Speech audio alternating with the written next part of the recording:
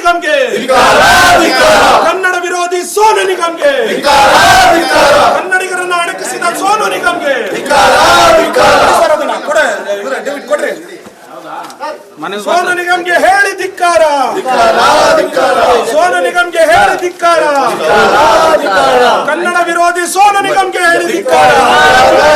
ಯಾವುದೇ ಕಾರಣಕ್ಕೂ ಕ್ಷಮೆಯನ್ನ ನಾವು ಪಡೆಯುವುದಿಲ್ಲ.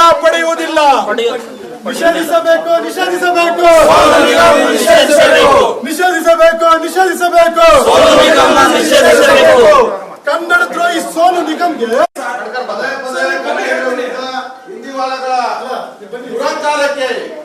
ಸರ್, ನನ್ನ ರೆಸಿಗ್ನೇಷನ್ ಯಾಕೆ ಸರ್? ನಾನೇ ಜಾಬ್ಸ್ ನ ಕ್ರಿಯೇಟ್ ಮಾಡಿ ಬಾಸ್ ಆಗ್ಬೇಕು ಅಂತಿದ್ದೆ. ಹೇಗೆ? Boss Vala B the boss.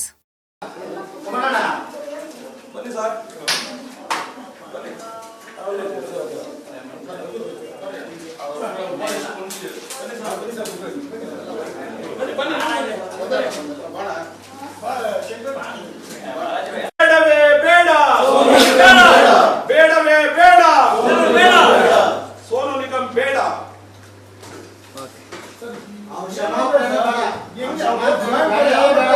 ಗೀಸೆ ತಿನ್ಕೊಂಡು ಹೋಗ್ಬೇಕು ಹೊರತು ಆತನು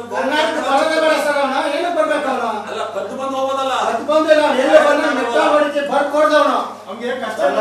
ಯಾವುದೇ ಕಾರ್ಯಕ್ರಮ ನಡೆದ್ರು ಅಷ್ಟೇ ಆ ಕಾರ್ಯಕ್ರಮ ಮಾಡಲ್ಲ. ಅವ್ನಿಗೆ ದೋಷ ಇಲ್ಲ, ನೀವು ಸಹ ಕೊಡಬಾರ್ದು ಅವ್ನಿಗೆ.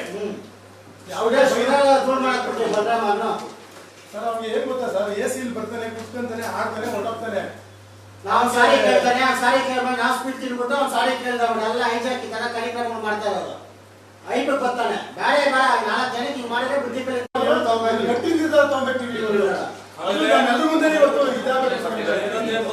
ದಯವಿಟ್ಟು ನೀವು ಮಾತಾಡಕ್ ಹೋಗ್ಬೇಡಿ.